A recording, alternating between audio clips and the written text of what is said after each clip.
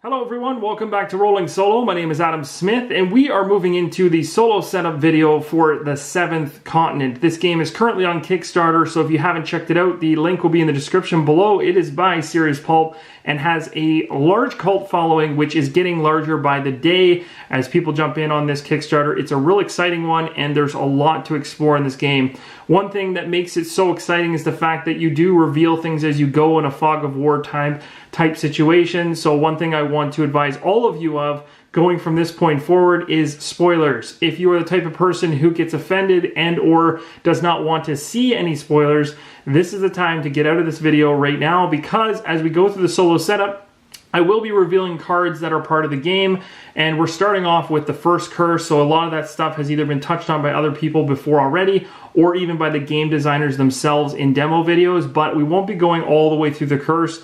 But I do want to show you how it flows, how it plays. So this is your warning now. Going forward, there will be spoilers.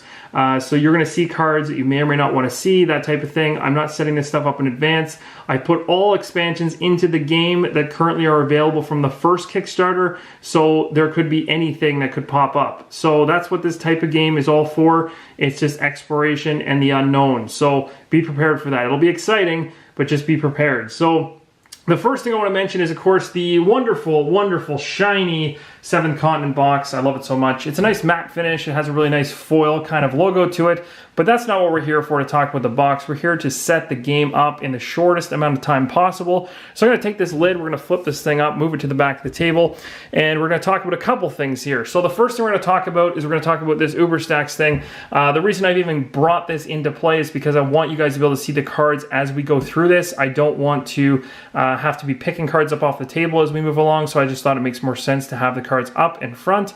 So the reason there's two different colors here of red and blue is simply because the skill cards, which are cards that have a hand icon that are blue, that you'll see very soon as we go through the setup, I'm going to be putting them openly along here. This will be in part of my hand. Any state and character cards which have an icon hand that are red will be up here, and typically most of them are bad. State cards are usually not good. Almost all the times they're bad, from what I understand. And character cards, of course, is just your character card. That's actually a good thing. But they'll sit up here, and then of course I may have to build this out as we go, but we'll move this to the side because it's not part of the actual setup of the game. So the first thing we're going to go ahead and do for 7th Continent is we're going to start off right with the very first step, and that is the players choosing a character card and then adding it to their hand, and we're going to go ahead and read the background on that as well. So here we go, spoilers abound, so just, veer away now if you don't want to see them. So I'm choosing Howard P. Lovecraft. Now I know you guys are all familiar with this individual, and by the look on his face, he is super excited to be thrown into the 7th Continent. So he's got that red hand I was talking about at the top left, which is a state, or this in this case, sorry, it's a character card. So this will be sitting up on top of my Uberstacks, right in the middle in the red area. So during the result step, which we'll talk about in the rules video, and during the playthrough step of an action you are involved in, you may discard one card with the keyword Serenity, which happens to be the name of my daughter, which is creepy, from your hand or your inventory in order to apply the following effect. Each revealed curse card is worth a success or gold star. So that's essentially what gold stars are for. You'll notice that down the bottom left-hand corner there is a little word. That is what those keywords are referring to. So that's whenever it talks about discarding a card with a keyword, it's talking about looking at the bottom left of that card. So again, obviously not this card, but any other cards in your hand in this particular case. We have a massive ability to do many actions in this game, which I'm not going to go over in this video. So that is one of them right there. And if we go ahead and grab our handy reference sheet, which we will have during the playthrough, you've got a massive list of actions all the way down, and you can see the very top left one is move, backtrack. So that's exactly what this one's referring to. It says move, backtrack. If you move to a terrain card where there is an explorer or fire figure, yeah, that's pretty much it. It's one less card pull or one less pull from your action deck to do so. So that's pretty cool. That's going to be my generic character ability. We're going to flip this over really quick, take a look at the background, read his kind of background. It says, shocked by his father's dementia and committal to a mental institution, Howard took refuge in reading and writing poems at a very young age. At just 17, despite his frail appearance and poor health, he was offered to assist an eccentric and influential editor at the Providence Journal in covering the first expedition to the 7th Continent. This memorable experience would undoubtedly impact his future literary works. And you can see there in the bottom left, it gives you a picture of what your miniature will look like. So in my case, he's got a torch, a book, which makes sense for him. And of course, a tentacle grabbing his leg, because that just makes sure you know it's H.P. Lovecraft. So that's very cool. I love his stuff. So I really was excited to actually be able to play him in the game. So we're choosing him. I'm going to put him right up here on the top section in the kind of the red to match up with the red area. Again, we'll be using that and forming it as we go. Now we're each going to take our miniature. This is going to be interesting because they're super small. If you're talking about the 7th continent as it expands, this is what your character looks like. So of course I picked the one that matches my individual. So there he is. He's got his torch, he's got his tentacle grabbing his leg, and he's ready to go. So you're going to grab this, have this handy. So we're going to put this over in this area for now, at least, until we get them on the board. And then we'll come over here and take a look, and we've got ourselves one campfire. So you take, every player involved takes a character, of course, and the one fire figure as well, puts them off to the side. And of course, because I'm playing solo, I'm going to probably stop talking about other players from this point on. Okay, next up, we're going to go ahead and place the satchel and journal card face up in front of one player. Well, that's me, because I am the only person playing. So I'm going to go ahead and take that satchel and journal card. So this is a really interesting card. It's going to show you a little breakdown of how to play based on number of players. So there's little kind of pawns up here. So the first one says this is what you do with the solo. This is what you do with 2 players, 3 players, and then 4 players. So you got your corresponding individual things that you're supposed to break out depending on which one you're playing with. And of course, anything with a book, a symbol, or icon is going to be stored underneath this particular card.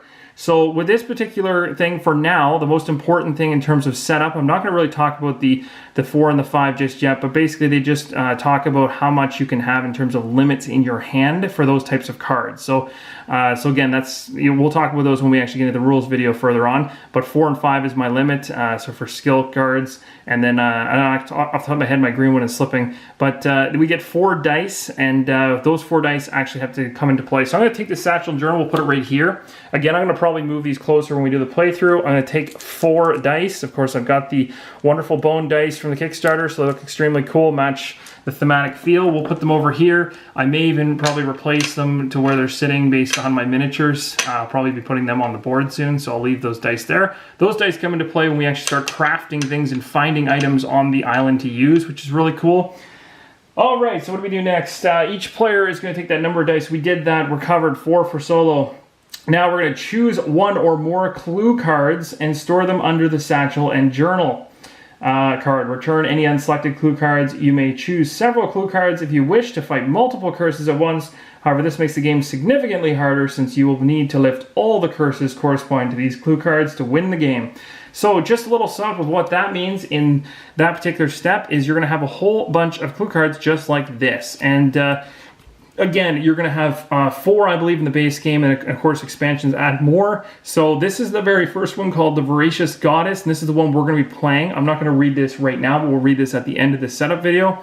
The purpose of this is really just to let you know what curses are affecting you from the get-go. So if you're so inclined, if you've played it before, and if you're daring, you can put as many clue cards in there as you want. You can have different ones in there other than the Voracious Goddess. There's 3 other ones I could have thrown in, but as this rulebook says, it'll make the game harder. So it's your choice as to what you want to do. So the one thing to note with this is that the game recommends you play with the Voracious Goddess right off the start for your first game, because you're going to go ahead and start on card number 10, which is going to start you really early on in the continent, whereas some of the other curses are going to probably throw you further into the continent, and you probably haven't seen much yet. It'll likely be a very harsh experience for you. So I recommend highly that you start with the Voracious Goddess. So that's what we're going to do, and of course we just store this underneath the Satchel Journal card for now, at least until we get further along in the setup, and we'll be doing some reading on that card. Okay, what's up next? The next thing we're going to talk about gathering our skill cards together and all this kind of stuff. It gets really cool. So basically we have a gigantic deck right here in front of me called of skill cards. So these are a generic, I shouldn't say, well, they are generic. There's 35 skill cards in here. So I have them sleeved currently because these are going to be shuffled and used. This is going to be like my life, essentially, on this island. So you're going to go ahead and find those 35. The way you know, and I'm going to show you one right now. So again, as I've already said quite a few times, spoilers, but at this point it doesn't matter because you're this far in.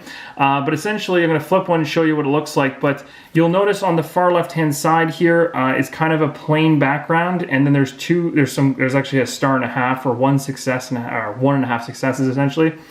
There's no cost underneath the skill icon here. So when there's no cost, sometimes there would be a circle right in this area, and it would say 3 or 2.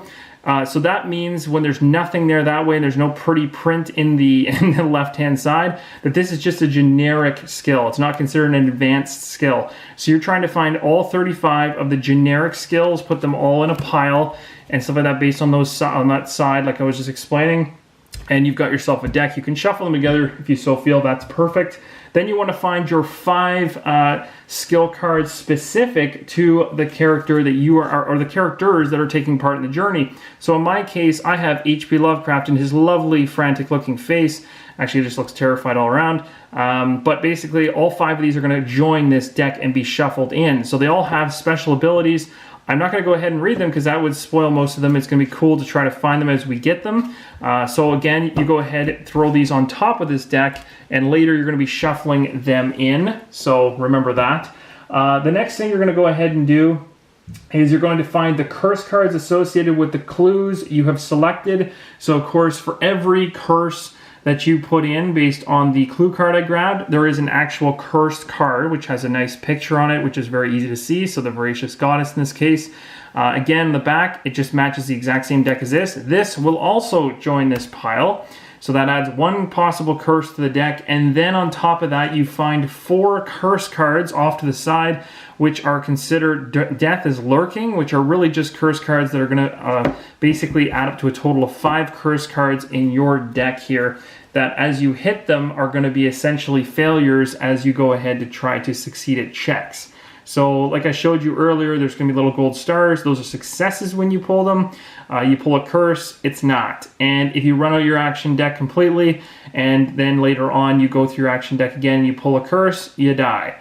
So it's a little vicious. Curses are not to be toyed with. We'll talk about that more in the rules in the playthrough as we go though.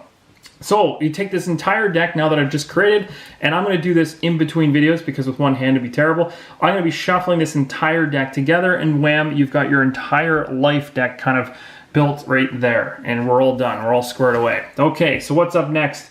After that, you're going to go ahead, if you have it, and disassemble your discard pile. Now the discard pile has kind of like a wooden structure, cardboard structure like this. You'll notice there's 2 sides to it though. So this side here has basically, it says at the top, choose the side you want to use before you begin or continue the game. The reason it matters is because when you hit these particular grave sites, you can do different actions with them depending on what side you build this thing on. So on this side, it allows me to do this action, whereas if I flip it around, you'll notice it's a little bit different, but it's still talking about graves, but allows for a different action. So it's really not the end of the world on which one you choose to pick. It's really up to you. It says to choose, so I went ahead and decided to choose this side. So essentially, there's a chance we're going to run into some graves, and that's a way of just modifying how you're going to interact with those graves when you run into them. So once you've got that assembled, you're just going to put that to the side, and you're done. Very simplistic. Okay, so now you've got your discard pile holder put aside there. That's good. We're going to go ahead now and sort the expiration cards by area. So this is where things get fun. So you get these, basically these trays in the game. So I've already gone ahead and done this, so I'm not going to be showing this to you, but I'll explain it. Basically, every single expiration card has a Fog of War style. They all have dividers. So you're going to go ahead and make sure that all the ones are behind the one divider, and you're going to shuffle them up, of course. So so you don't actually know the order of any of these. You should never look at any of them in the first place and stuff like that. But then you got all the ones here. You go to the second one, all the seconds, third, all the way through 4, 5, 6, all the way through, all the Roman numerals all the way to the back. As long as you've got those all sorted in a tray, which comes inside of the game itself, you're golden. So what you're going to do is shuffle each of these piles. So you're going to put them all in, organize them, then shuffle them like I mentioned, and you're good to go. The next thing you're going to do is, and you can essentially at this point just take this and push it off to the side because you'll be pulling cards from it as you need it. The next thing you're going to do is you're going to grab your adventure cards. This is where things get real fun. There's a lot of adventure cards in the game, and I don't know if you guys are aware of this or not, but I have all of the expansions currently available from the first Kickstarter in this. So my cards go from 0 all the way up fully to 650, I believe. I don't think I'm missing any.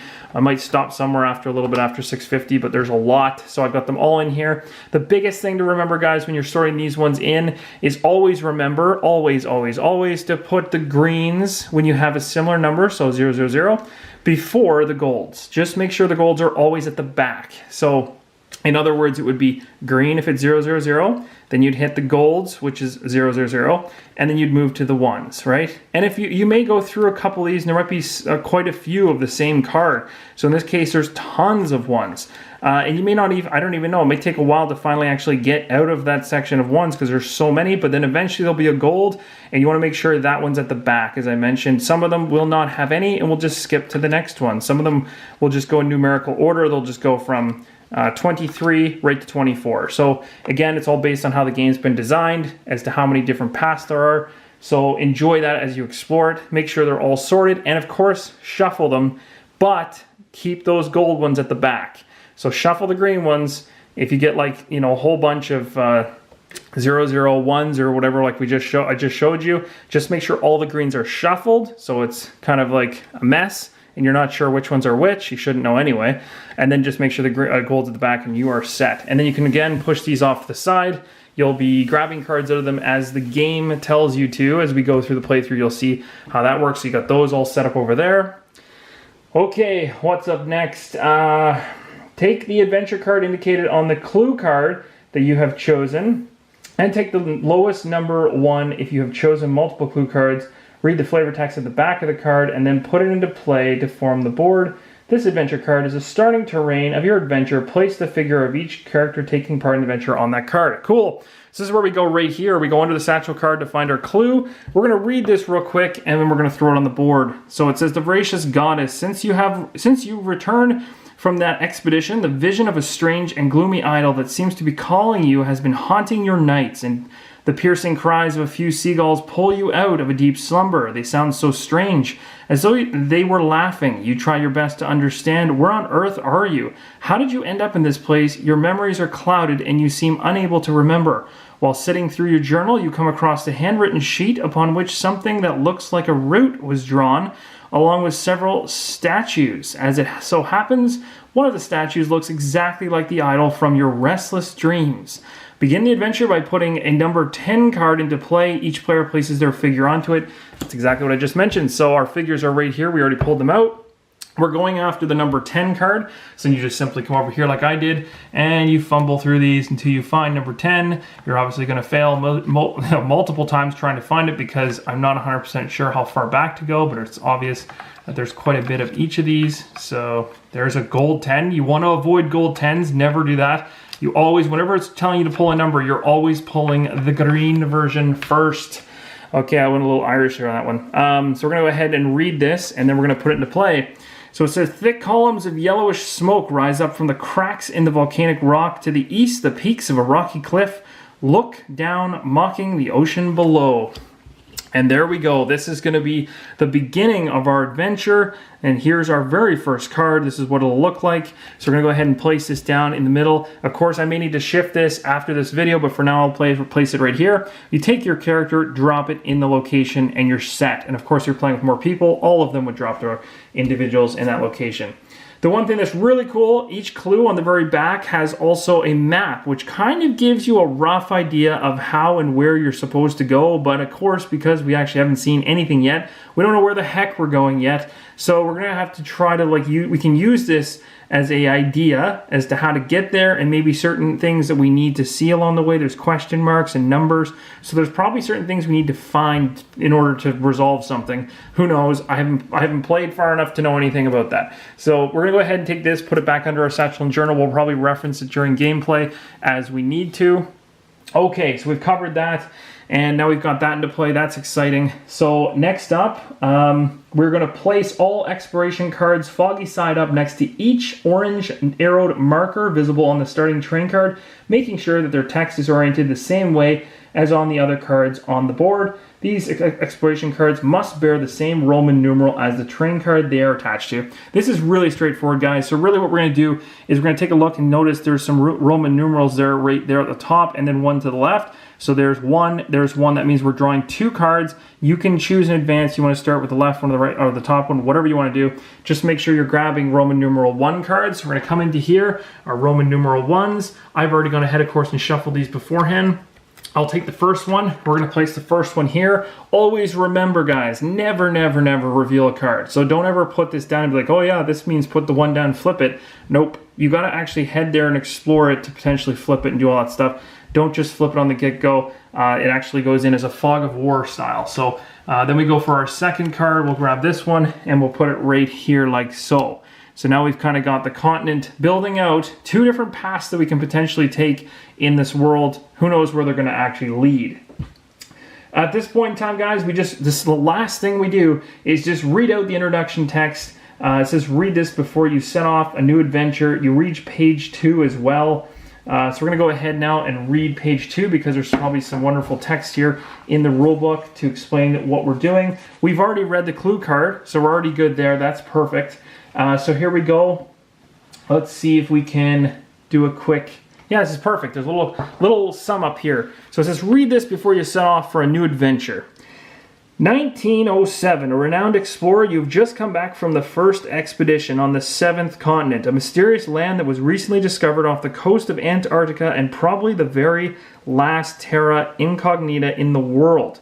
You are recovering from your adventure when, whilst reading the daily newspaper, you realize that several other members of the expedition have disappeared suddenly for unknown reasons. Coincidentally, you have been lethargic for a few days, feeling feverish and finding it difficult to get up from bed. A cold shiver runs up and down your spine. You have a face that facts. An evil is consuming you from within.